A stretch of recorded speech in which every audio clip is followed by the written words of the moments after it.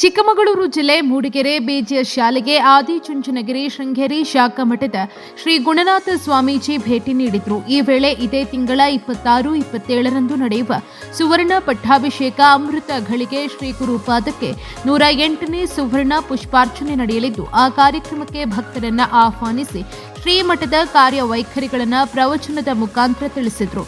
ಈ ಕಾರ್ಯಕ್ರಮದಲ್ಲಿ ಶಾಲಾ ಆಡಳಿತ ಮಂಡಳಿ, ಒಕ್ಕಲಿಗ ಜನಾಂಗದ ಕೆಂಪೇಗೌಡ ಒಕ್ಕಲಿಗರ ಸಂಘ, ಕಾಫಿನಾಡು ಮಹಿಳಾ ಸಂಘ, ಹಳ್ಳಿಕಾರ್ ಒಕ್ಕಲಿಗರ ಸಂಘ ಹಾಗೂ ಭಕ್ತವೃಂದದವರು ಭಾಗವಹಿಸಿದ್ರು.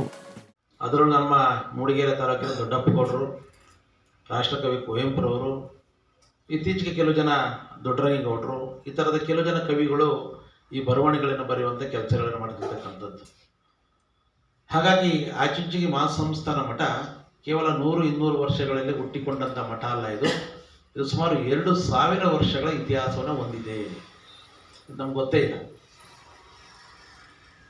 100 ವರ್ಷ ಹೇಳ್ಬೋದು ನಾವು, 2000 ವರ್ಷ ಅಂದರೆ ಎಷ್ಟು ತಲೆಮಾರುಗಳು, ಲೆಕ್ಕನೇ ಇಲ್ಲ. ನಮ್ಮ ಭಾರತೀಯ ಸಂಸ್ಕೃತಿಗೆ ಇರುವಂಥ, ನಮ್ಮ ಭಾರತ ದೇಶದ ಈ ಒಂದು ನಮ್ಮ ಧರ್ಮಕ್ಕೆ ಇರುವಂಥದ್ದು 5000 ವರ್ಷಗಳ ಇತಿಹಾಸ.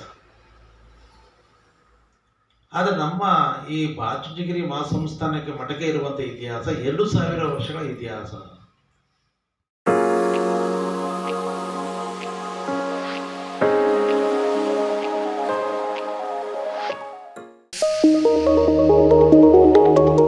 ಇದು ಪಬ್ಲಿಕ್ ಇಂಪ್ಯಾಕ್ಟ್. ಜನಶಕ್ತಿಯೇ ನಿರ್ಣಾಯಕ.